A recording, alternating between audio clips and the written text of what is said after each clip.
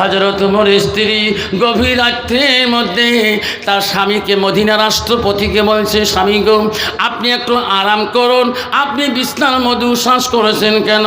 হযরত ওমর বলছে, বিবি রে, ও বিবি, আমার খেদমত হওয়ার সময় নাই, আমার খেদমত হওয়ার সময় নাই, বিবি রে, আমার তরবারটা দাও, আমি আমওয়াল উন্নাস, আমি মদিনার মানুষকে খবর নেব কোন গরিবটা না খেয়া ঘুমাইছে। যেরকম ঠিক না ঠিক? হযরত ওমরের স্ত্রী বলো, স্বামী গো, একটু আরাম করা যাবে না? আমি একটু তোমার খেদমত করতাম। আমা বলে না, আমার একজন মদিনার দ্বিতীয় রাষ্ট্রপতির স্ত্রী হয়ে যদি স্বামীর খেদমত করার জন্য রাজি হয়ে যায়, কন্ত বাবা, বর্তমান যুগে নারীরা স্বামীকে কেন মা তোমরা খেদমত করে না? আমার রাসূল বলো, বালাহা, যখন তোমার স্বামী বাড়িতে আসবে, ও মা ওয়াজাউ জুহা আনহা আলাদিন, তোমার স্বামী যখন বাড়িতে আসবে, স্বামীর মুখের দিকে তাকাবা, স্বামীর চেহারার দিকে তাকাবা, স্বামীর মনটা জয় করবা। স্বামী যদি খুশি হয়ে যায়, আমার রাসূল বলো, দাখালাতিল জান্নাত, সেই নারীটা হবে সর্বপ্রথম জান্নাতি। যেরকম সুবহানাল্লাহ। খলিফা মুসলিম হযরত ওমর বলছে, বিবি রে, আমাকে তরবারটা দাও, মদিনার গরিব দুঃখীকে দেখবো রাতে কোন গরিবটা না খেয়ে ঘুমাইছে। গভীর রাতে হযরত ওমর নিজের শান ও তরবারটা নিয়ে এ গলিতে যায়। মদিনার মানুষ সবাই ঘুমায় রে, দ্বিতীয় রাষ্ট্রপতি হযরত ওমরের ঘুম নাই। হযরত ওমর এমনও ভেসে বেড়াইছে, এমনও পোশাকে বেড়াইছে, চেনা যায় নাই ইনি মদিনার একজন রাষ্ট্রপতি। বহুদূর থেকে হযরত ওমর দেখতেছে কিছু আগুনের আলো দীপ দীপ করে জ্বলতেছে। হযরত ওমর দ্রুত ভেগে যাওয়ার চেষ্টা করলেন। আমি ওমর থাকাকালীন কোন বিদেশি সেনাবাহিনী ওই জায়গায় তাম্বু করলো রে, আমার পারমিশন ছাড়াকে তাম্বু বানাইল। হযরত ওমর একটু দ্রুত ভেগে চলে গেলেন, যে যেতে যেতে সামনে যে তাম্বুর কাছে যখন পৌঁছে গেলেন, যে দেখে রে অন্য কোনো সৈন্য সেনাবাহিনী না, কোনো বাবা কোনো দেশের সেনাবাহিনী না, দুইটা বাচ্চা একটি মহিলা ওই তাম্বুর কাছে, বাচ্চা দুইটা মা মা করে কাঁদছে আর বলছে, মা এত রাত হয়ে গেল মা, ও মা, আমার খিদার জ্বালা জীবনটা বাঁচে না মা, মা গো তুমি রান্না তুলে দিয়েছো, এখনো কেন রান্না হয় না?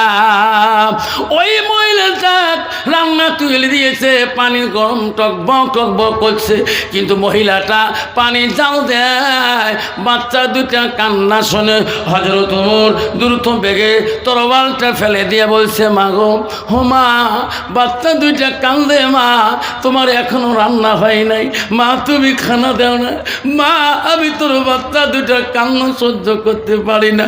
মহিলাটা চিনতে পারে নাই ইনি হলো মদিনা রাষ্ট্রপতি। সুবহানাল্লাহ।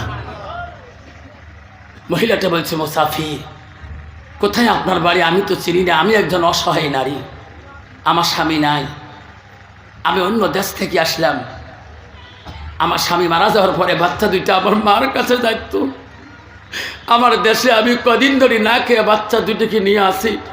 আমি শুনছিলাম মদিনার রাষ্ট্রপতি, মদিনার খলিফা হযরত ওমর বলে বড় দানি, আমি তার কাছে সাহায্যের জন্য মদিনায় আসছি, কিন্তু মদিনায় খলিফা ওমরের বাড়ি কোথায় আমি জানি না, কিন্তু এই জায়গায় আসতে আমার রাত হয়ে গেছে, আমি পথ না জানি, আমি তাম্বু বানায়া বাচ্চা দুইটাকে নিয়ে ঘুমাবো, কিন্তু ও মুসাফির, বাচ্চা দুইটি কি ধরে জ্বালায় ঘুমায় না, বারবার আমার কাছে ভাত চায়, খানা চায়, আমি কোথায় পাই? আমার কাছে রান্না করার মতন কোনো বস্তু নাই। মুসাফির,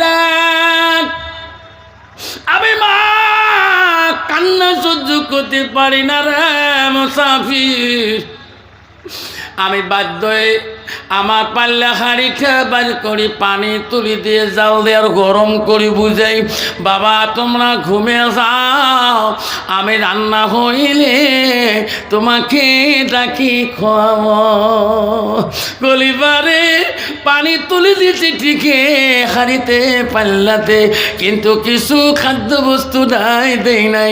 বাচ্চা দুটাকে বুঝতে জন্যে এইভাবে রাত্রে পয়া গেলে বাচ্চা দুইটে ঘুমিয়ে যাবে, গভীর রাত হলে আমিও ঘুমিয়ে যাব, সকালবেলা রাষ্ট্রপতি উমরের বাড়িতে যাও। যেরকম সুবহানাল্লাহ। আজও তোমার দুই চোখের বাড়ি চারি দিয়ে বলে কেন আল্লাহ, এই মহিলাটা যদি আমার বিপরীত দোয়া করি দেয় আল্লাহ, কালকে আমাদের ময়দানে তুমি হযরত উমর করে খাই দিবা না।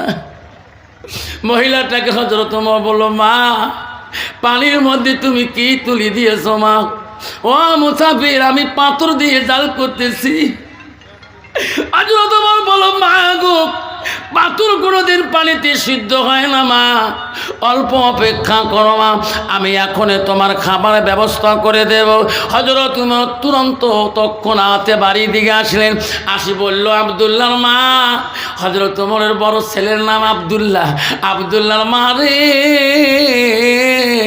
দরজা খুলি দাও, দেশের গরিব না খেয়া কানতেছে। তার বিবি সঙ্গে সঙ্গে বেগম সাহাবা দরজাটা খুলে দিলেন। আব্দুল্লাহর মা দেখছে খলিফা রাষ্ট্রপতি চোখের পানি ধরতেছে। ও মদিনার খলিফা, আপনি ভালো মানুষটা গেলে আপনার চোখের পানি কেন দেখা যায়? বিবি তাড়াতাড়ি আমার গোলামকে দেখাও, আমার বাইতুল মালে মাল জমা আছে রে, বাইতুল মাল নিয়ে আমি এখন ওই গরিবের কাছে চলে যাব। হযরতে উমরের স্ত্রী তার গোলাম আসলামকে ডাক মারলেন। হযরত উমরের গোলাম নাম হলো আসলাম। এই আসলাম, আসলাম লাভ দিয়ে খলিফার কাছে আসলেন। লাব্বাই খলিফা বলুন, আমি আপনার কাছে হাজির। গোলাম, বাইতুল মালে যাও, মাল তুমি বাইরে করো, আঠা বাড়ি করো, সবজি বাড়ি করো, তাড়াতাড়ি রে, দেশের গরিব না খেয়া কানতেছে। সবজি নিয়ে নিল, আঠা নিয়ে নিল, গেহু নিয়ে নিল, মাথায় করে নিবে গোলাম। গোলাম তুমি নাও না, আমার মাথায় তুলে দাও গোলাম, আমি সেই গরিবের কাছে নিয়ে যাব। গোলাম বসে না না, ও মদিনার রাষ্ট্রপতি গো, আপনি একটা মদিনার গভর্নর, আপনার মাথায় যদি আঠার গাছড়ি থাকে, সবজির গাছড়ি থাকে, দেশের মানুষ দেখলে তোমার কি করবে গো? তোমার মাথায় তোলা যাবে না, আপনার সম্মান বহু গো। এই ভাতারং একটা আটার বস্তা সবজি নিয়ে আমি আপনার মাথায় তুলে দিতে পারবো না। ওগো খলিফা, আমি তোমার গোলাম, আমি তোমার চাকর, আমাকে আদেশ করুন, আমি আপনার গন্তব্য জায়গায় পৌঁছে দেব। সুবহানাল্লাহ। রাষ্ট্রপতি কি বললেন? মদিনার খলিফা কি বললেন? গোলাম, আমি খলিফা উমর হতে পারি রে, জীবনে যত গুনাহ করেছি রে গোলাম, আজকে যদি আমি এই গরিবের হক আদায় করিতে পারি রে গোলাম, আল্লাহ আমাকে ক্ষমা করে দেবে। হযরত উমর আস্তে করে মাথার মধ্যে গাঁটুরিতে নিলেন, সবজিরা নিলেন। নদী গভীর রাত্রে ওই মহিলাটার কাছে যায়। মহিলাটার কাছে যায় বলে, মা গো, এই জায়গায় আটা আছে মা, কেউ আছে মা, রুটিতে কোনো সবজি বানাও মা, বাচ্চা দুইটাকে দিয়ে রে মা। বাচ্চা দুইটাকে মেয়েটা বানিয়ে দিল, রুটি বানাইলেন, সবজি বানাইলেন, বাচ্চা দুইটা রুটি খায়, সবজি খায়। মদিনা রাষ্ট্রপতি দেখে আর কান্দে, আল্লাহ ও মাবুদ রে, সাধারণ সবজি রুটি পেয়ে এত খুশি, আল্লাহ তোর লাখো শুকরিয়া আদায় করে। আমার মতন মানুষ কত দানা পিলে খায়, আল্লাহ তোমার শুকরিয়া নিতে আমার ভালো লাগে না মনে হয়। আল্লাহ দেখো, সাধারণ রুটি খেয়ে কত না দোয়া করতেছে। বাচ্চা দুইটা খানা হয়ে গেল, মহিলাটার খানা হয়ে গেল। মদিনা রাষ্ট্রপতি পরিচয় দিল না, বলছে মা গো, এখন আমি চলে যাব, তোমার মনে কোনো বেদনা, কোনো দুঃখ আছে নাকি, কোনো আবেগ আছে নাকি? মহিলাটা বলল, মুসাফির রে, আমি আল্লাহর কাছে একটা দুঃখ আমি প্রকাশ করব, আমি আল্লাহর কাছে বিচার দেব। খলিফা বলল, মা তুমি কি আবেগ বিচার দেবা? মুসাফির, আমি আল্লাহকে বলবো, আল্লাহ এই দেশের রাষ্ট্রপতি হযরত উমরকে না বানায়া এই মুসাফিরটাকে কেন বানাইছ নাই? আল্লাহ হযরত উমর না হয় রাত্রিকালে এরকম মুসাফির যদি দেশের রাষ্ট্রপতি হয়, দেশের গরিব না খেয়ে কোনোদিন কষ্ট পাবে না। যেরকম বর্তমান আমাদের ধুবড়ি জেলাতে, তোমাদের এলাকার নাই রে বাপ, হাইরে রেশন কার্ডের কাটাকাটি আর ইস কাক দিয়ে করে দেয়। তোমার তুই আছে কার নাম করে ঢুকিয়ে কি পয়সার খেলা রে বাপ, ইসকে পালা। তোমার জায়গা নাই রে বাপ, গরিব মানুষের ঘর থাকবে জায়গা নাই, যার 3টে ঘর তার আরেক নম্বর আছে, আরেকটা নম্বর আছে। কি রে তুমি মেম্বার, হ্যাঁ মেম্বার, ইয়ে না 3টে ঘর, ওই লোকটা না ভেঙা ঘর, এটা সিরিয়াল নাই, সে তোমার বোঝেন এলে টাকা যার ঘর তার। দেখছেন বাবা, হে বাবা কত খাবো আর পেট ফাটাইবে তোর, মিসকিনের হরি গরিবের হক তুই নষ্ট করি। তখন খলিফা উমর বলছে মেয়েটাকে, মা তোর মনে কোনো দুঃখ আরও আছে? বলছে আছে। কি? মুসাফির, আমি কিয়ামতের ময়দানে আল্লাহকে জানাবো, আল্লাহ মদিনার মধ্যে এরকম একটা মানুষ গরিবের যদি সহায়কারী হয়, মদিনার মানুষ গরিব কোনো দিন কষ্ট পাবে না। আমি দোয়া করব তোমার মতন মানুষ যদি এই দেশের রাষ্ট্রপতি উমর হয়, আল্লাহ আমাদের কোনো দিন কষ্ট হবে না। হযরত উমর বলছে, মা রাত পোয়ালে কোন দিকে যাবা মা?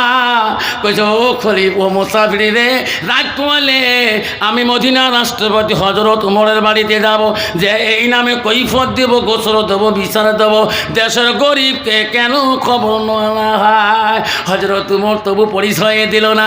আমার মতো মানুষ হলে এক ডালি মাটি ফেলে 100 গাড়ি মাটির যে লেকচার শাড়ি মুখ নাচবেন, মানে সোয়া করি 500 মাটি ফেলাইছ, খবর নিয়ে ধরে উঠে রং পড়ি আছে। ঠিক না বে? ঠিক ঠিক না বে? ঠিক। আল্লাহ রসুল বলছে, কাল কিয়ামতের ময়দানে 7 শ্রেণীর মানুষকে আল্লাহ ন্যায় বিচারে কাঠগড়ায় দাঁড়াবে, তাতে 1 নম্বর হল ন্যায়পরায়ণ বাদশাহ, ন্যায় বিচারও। জোরে বল সুবহানাল্লাহ। বিশ্বাসই ন্যায় করিবে না, গরিবের হককে নষ্ট করে দেবে, তার রেহাই নাই। মদিনার রাষ্ট্রপতি পরিচয় দেয় নাই। আমার ওই বাড়িতে যাবা? বলে হ্যাঁ। সকালবেলা মহিলা বাচ্চা দুটো কোলে নিয়ে রাষ্ট্রপতির বাড়ি দিনের খুঁজতে পথের লাগে। আমাদের আজকে সোয়াগুড়ি আসলাম না, কোনো জানা নাই, ডাইরেক্ট একদম ম্যাপ ফেলে দিয়েছে তোমার এখান থেকে, একে ওইভাবে আসলাম, গাড়ি ওইভাবে আসতেছে হিড়ি হিড়, কোনো মানুষ জিজ্ঞাসাও করলাম না। ঠিক না? ঠিক। রাষ্ট্রপতির বাড়ি চলে গেল মহিলাটা, কিন্তু যা দেখে সাহাবা আজমাইল হযরত ওমর সাহাবা কেরাম নিয়ে দিনের আলোচনা করতেছে। মহিলাটা দূরের থেকে দেখতেছে, সর্বনাশ, রাত্রিকালে যে পুরুষটা আমার কাছে খাওয়া খাদ্য নিয়ে গিয়ে আমার মধ্যে সহায় দিয়ে মিষ্টি কথা বলছিল, আজকে এত মানুষের সামনে এই লোকটায় কথা বলছে, মনে হয় এ নিয়ে রাষ্ট্রপতি। মহিলাটার সামনে যায় না, ভয় পায়। মদিনা রাষ্ট্রপতি বলল, মা গো, মা তুমি খাড়া হও কেন? কি হয়েছে তোমার? বলো মা, তোমার কি বিচার আছে? আমি ন্যায় বিচার করব। মহিলাটা বলছে, ও কলিবে গো, আমি আর বিচার দিতে চাই না, রাত্রিকালে তোমাকে চিনতে পারি নাই ও খলিফা, আমি কাকে বিচার দেব গো খলিফা? আমি আপনার সাথে বিয়া দিবি করিতে গো খলিফা, আমি যদি আপনার নাম জানতাম আপনি এই দেশের রাষ্ট্রপতি হযরত ওমর, আপনার নাম ধরে ধরে আমি কোনোদিনও কথা বলতাম না। আমি বড় অপরাধী গো খলিফা, আপনি আমাকে ক্ষমা করবেন কিনা? রাত্রিকালে চিনতে পারি নাই আপনি এই দেশের রাষ্ট্রপতি হযরত ওমর, আমাকে ক্ষমা দাও। হযরত ওমর বলছে, মা তোমাকে ক্ষমা করে দেব। বাবা সত্যি মা, তুমি আমাকে রাত্রিকালে চিনতে পারো নাই।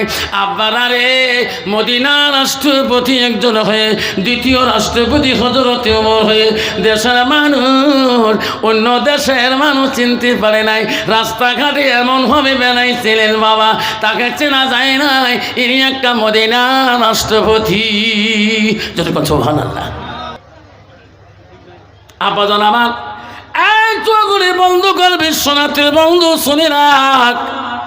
তুমি যদি নবীকে ভালোবাসো, নবীর প্রেমিক যদি হো, আল্লাহ নবী বললেন নাই মেনুনা হাদুকুম হাত্তা কুনা হাব্বা ইলাইহি মিন ওয়ালিদিহি ওয়া আওলাদিহি ওয়ান নাসি আজমাইন। আমার নবী বললেন ওই মানুষ যতক্ষণ পর্যন্ত পূর্ণাঙ্গ মুসলমান মুমিন হইতে পারে না, যতক্ষণ পর্যন্ত নিজের ছেলে সন্তান পিতা মাতা অন্য মালক থাকি, আমার নবীর ভালোবাসা উম্মতের ভিতরে থাকবে না। শোনাচ্ছেন না? আমরা মুসলমান ডিমান্ড করলাম, আমার নবীর ভালোবাসা এখনো রাখতে পারলাম না। আব্বারে আমার যুবক ভাইরা শুনে রাখো, পৃথিবীর জমিনে আবু জেহেল নবীর সাথে কতবার কত বেঈমানি করেছিল, আমার নবীকে কত না কষ্ট দিয়েছিল, কত লাঞ্ছনা দিয়েছিল, কত যাতনা দিয়েছিল। আল্লাহ নবীর সাথে আবু জেহেল যত কষ্ট দিয়েছিল রে, তবু আবু জেহেল মৃত্যুর আগে আমার রহমাতুল লিল আলামিন হাত তুললো। তফসিরে আছে, আল্লাহ বলছে নবী রে হাত তুলিস না, তোর জীবনে আবু জেহেল যত কষ্ট করেছি, এই আবু জেহেল আমি আল্লাহ ওই আবু জেহেল মাফ করো না। আমার নবী বলছে মাবুদ, আমার চাচা আবু জেহেল কিয়ামতের ময়দানে যদি বলে মুহাম্মাদের চাচা আবু জেহেল ইসলাম গ্রহণ করে নাই, আমি নবী মুহাম্মদ রাসূলুল্লাহ আমি লজ্জিত হয়ে যাব। আল্লাহ বলছে নবী মুহাম্মদ, পৃথিবীর মানুষ কিয়ামতের হাসর ময়দানে তোমার চাচা আবু জেহেলের বডিটা চেহারাটা পরিবর্তন করে দেব, কিন্তু শাস্তি মাপ দেব না। বেঈমান আবু জেহেল গভীর রাতে ঘুমানো অবস্থায় ছিল। সবে সাদেকের আগে রাত গভীর রাত্রে বেঈমান আবু জেহেল বিড়ি দেখে একদল মানুষ আবু জেহেলের বাড়ির পাশ দিয়ে যায়। এত মানুষ কেন? আবু জেহেল লাফ দিয়ে দৌড়ে যা, বলো ভাই তোরা দাঁড়ে যাও, কোথায় যাচ্ছ? এত এত তোরা কোথায় যাও? এত দলবন্দি হয়ে কোথায় যাও? ওই লোকরা বলছে আবু জেহেল রে, তুমি জানো না আমরা ওই লোকের কাছে যাই। কে? আব্দুল্লাহর বেটা আমিনার কলিজার মনি মুহাম্মদুর রাসূলুল্লাহর দরবারে যাই, আমরা তার কাছে কলেমা পড়ি, মুসলমান হয়ে যাব। সুবহানাল্লাহ। আবু জেহেল বলছে না না না, মুহাম্মাদের কাছে তোমরা ইসলাম গ্রহণ করবে না।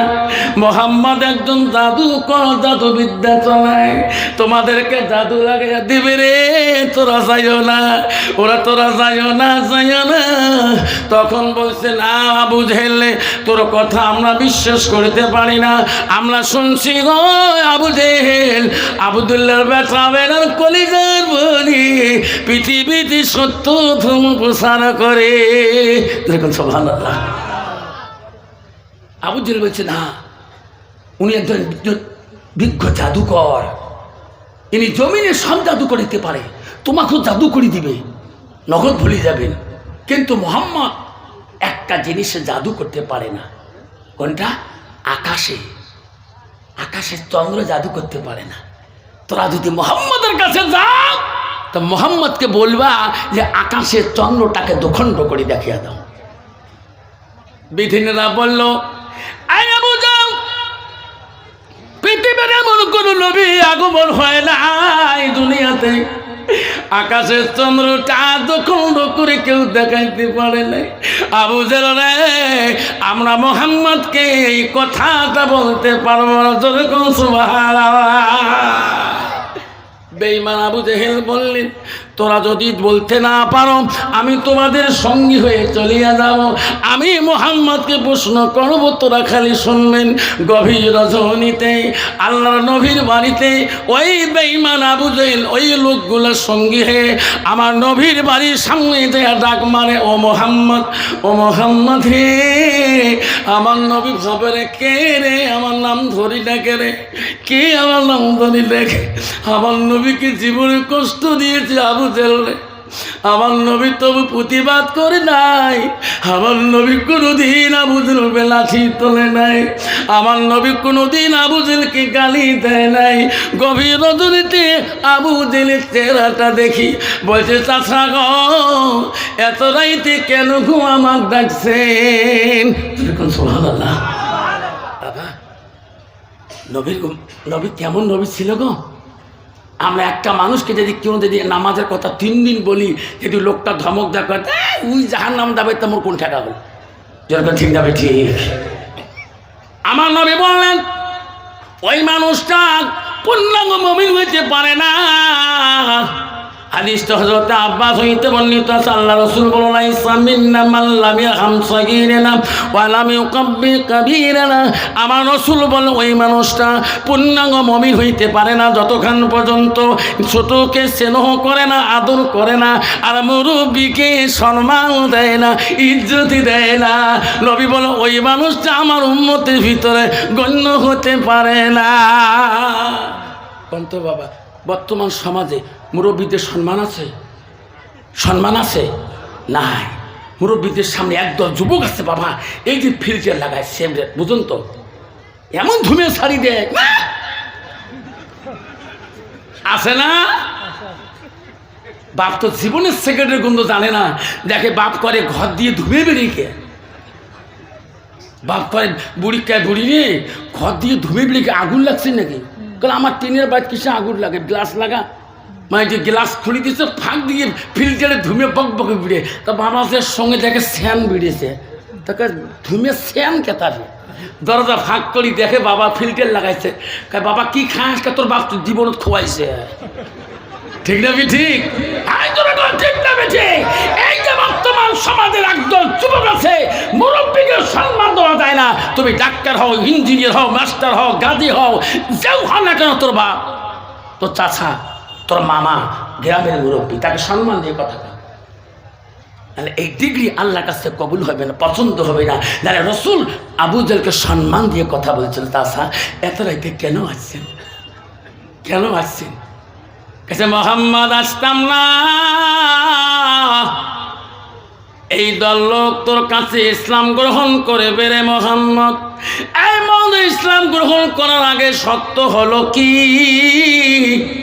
কালে কি আকাশে চন্দ্রটাকে যদি তুই নাদের সামনে দুখণ্ড করে দেখে দিতে পারো, তারে নারা কলেমা পড়ি মুসলমান হয়ে যায়।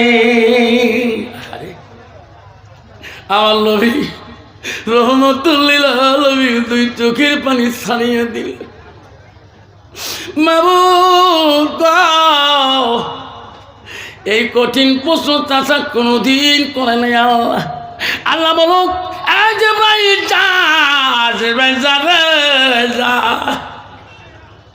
আমার হাবিবের চোখের পানি আমি আল্লাহ সহ্য করতে পারি না।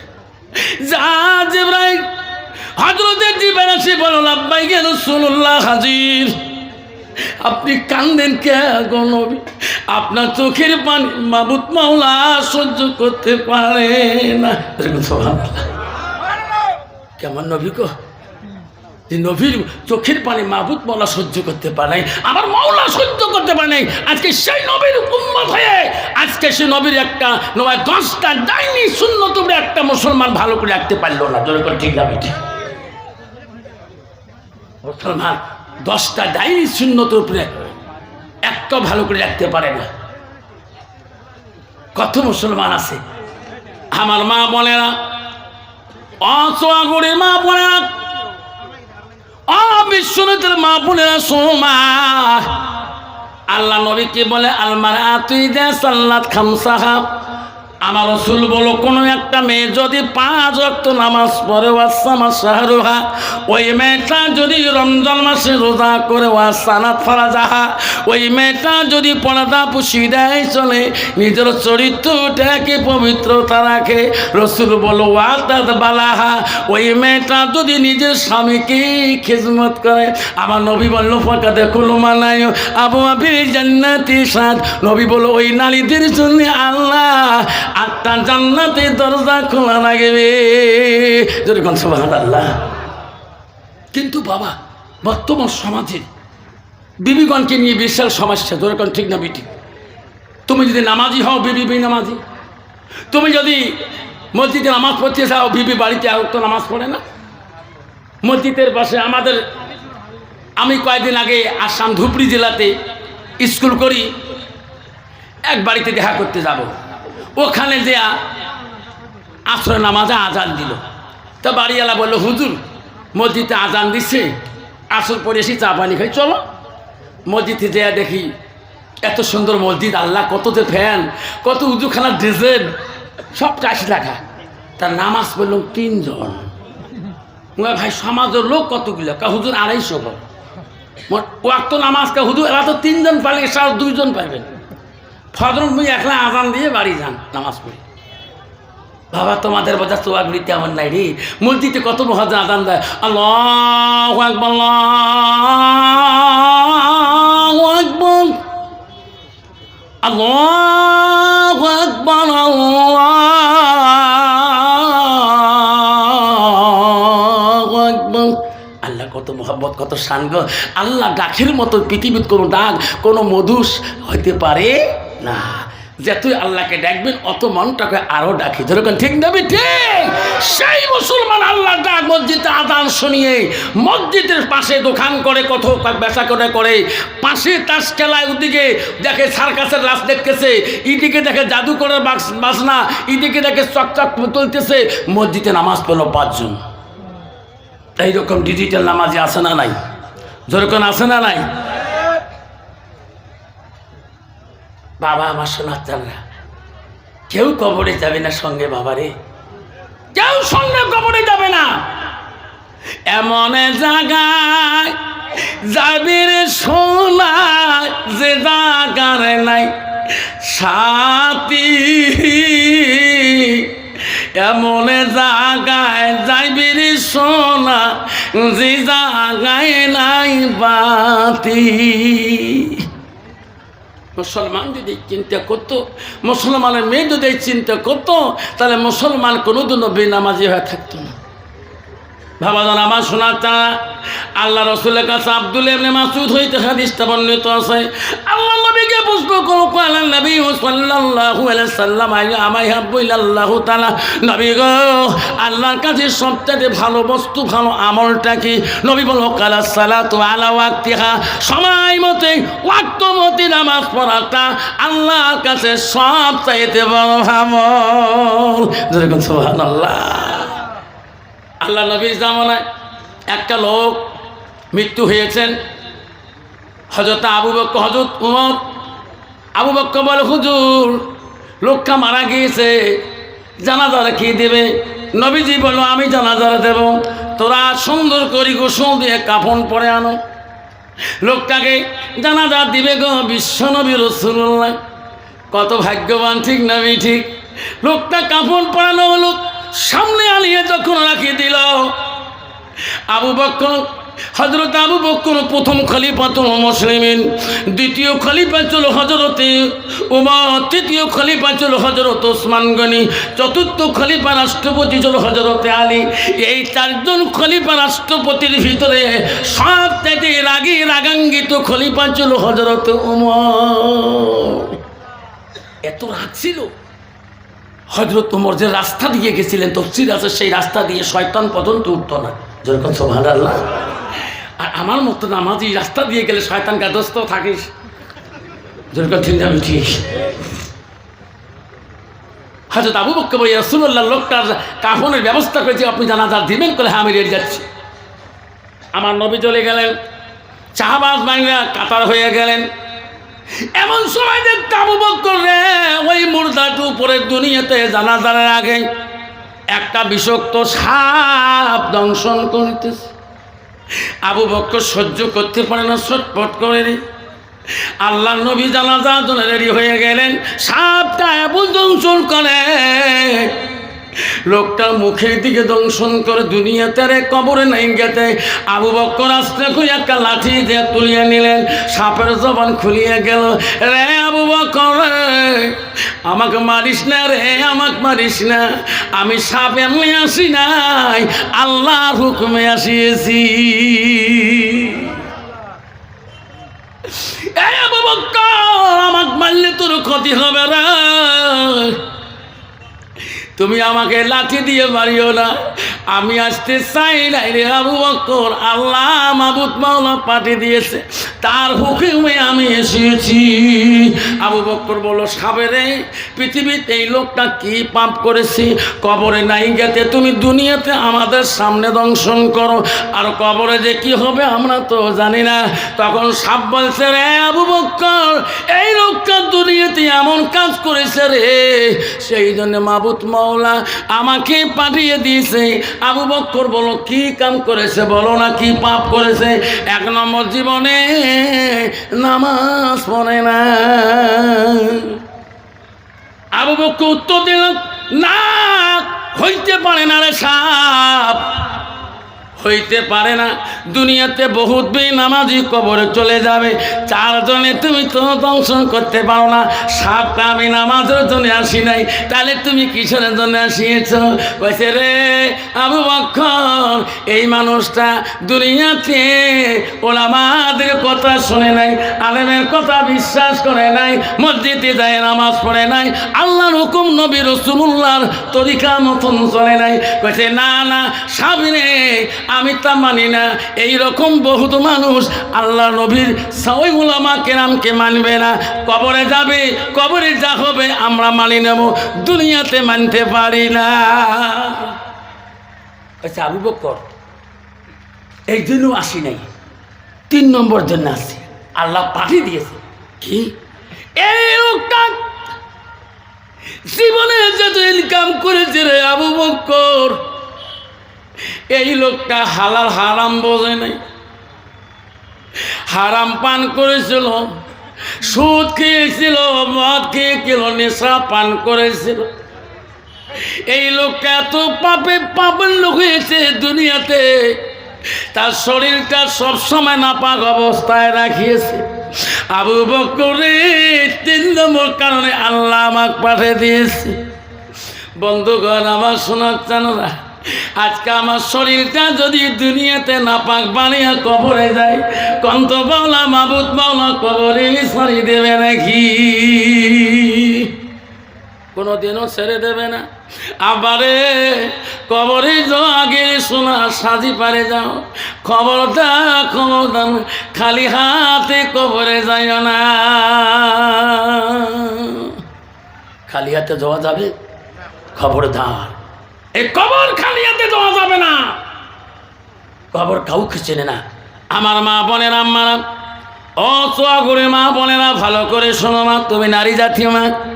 আমাগো নবীজির 4টা কাম যদি তুমি করতে পারো, 1 নম্বর নামাজ পড়তে হবে, 2 নম্বর মা রমজান আসতেছে, 28 না 18 ফেব্রুয়ারি মা রোজা আসতেছে, মারে রোজা করতে হবে। 3 নম্বর পর্দা পুষি দেয়, হাসানাত ফরজাহা, পর্দা পুষি দেয়, তোমার চলতে হবে।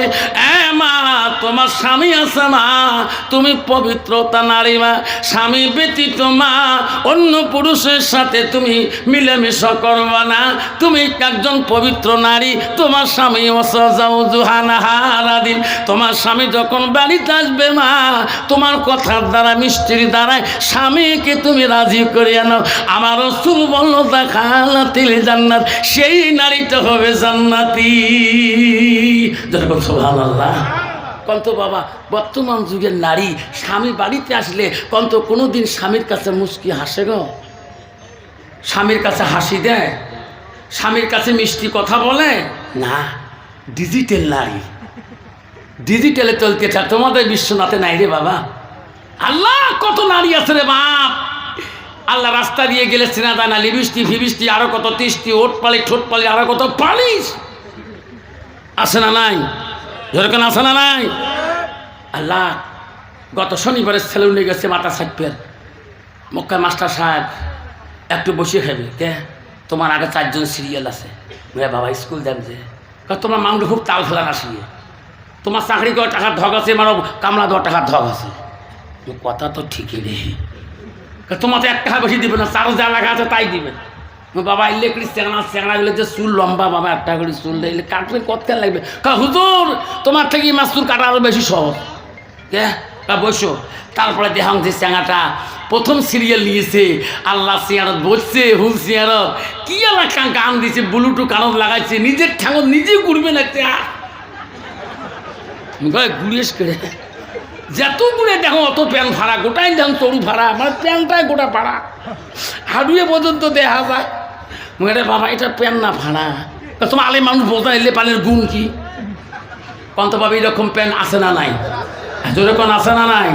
আল্লাহ একটা প্যান বিড়িছে রে বাপ, এমন প্যান পেনে রে বাপ 5 পাকে পাশা গোটাই দেখা যায় মনটা ঢেলেই ফেলে যান, যেরকম ঠিক না ঠিক।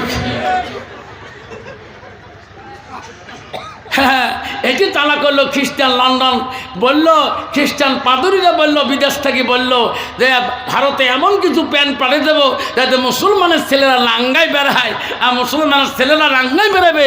আল্লাহ রসুল বলো আল হায়া ও সুবাতু মিনাল ঈমান, যার হায়া নাই যার শরম নাই তার ঈমান নাই। উনি কলেজ পড়তে পারে বাধা নাই, ইউনিভার্সিটি পড়তে পারে বাধা নাই, ডাক্তার হতে পারে বাধা নাই, হাই সেকেন্ডারি পড়তে পারে বাধা নাই, হাই স্কুল পড়তে পারে বাধা নাই, আমি স্কুল পড়তে পারে বাধা নাই, কিন্তু সোনারা তোর ভিতরে ইসলামটা থাকতে হবে। তুমি যদি মারা যাও ওরে বাবা তোর 3 কাপড় হবে, ওই মলনারও 3 কাপড় হবে, ও বাবারে তোর মারও 5 কাপড় হবে, তোর বাপ বোনেরও 5 কাপড় হবে। এই কথা তুমি চিন্তা করো বাবা, খবরদার তুমি ইসলামকে বঞ্চিত করিও না। ও বাবা তুমি সাতগাঁ দিতে পারো, তুমি পরনে প্যান্ট পেলো। তারপরে উঠলাম বাবা, তারপরে দেখি চুলোর মেশিন লাগাল। কিরে বাবা চুলোর মেশিন লাগালো, হুজুর দেখো না খায় 5 মিনিট। এই একটা মেশিন নাকি আছে মাইক্রোফোনের মতন, যেই খালি কারেন্টের সুইচ দিলে এই কি গুতে শুরু করিল ও চুল এদিক আর উপরে এখান কাটে না। এটা কোন কাটনি কয়টা আছে তেরে নাম কাটনি বাবা সেখানটা বোঝা যায় না, এটা মাইও না বাবু, যেরকম ঠিক না ঠিক। কি যুগ আছে আল্লাহ রসুল বলছে তোরা যদি 3 তরিকা 1 তরিকা লিম্মা জিম্মা রফরা, তুমি 3 তরিকা 1 তরিকা মাথার চুল রাখো, নাড়িয়ে করো, মুড়িয়ে করো, নাহলে সুন্নত বাবরি করো, শূন্য বাবরি রাখো। বর্তমান যুগে কন্ত বাবা এই যুগে যুবক ছেলেগুলো কোনো তরিকি আছে আছে নাই। একবার দেখবে চুল এদি লম্বা, একবার দেখবেন এদি লম্বা, আর একবার দেখবে উপরে মেনি বানা যাওয়া যায়, যেরকম ঠিক না ঠিক।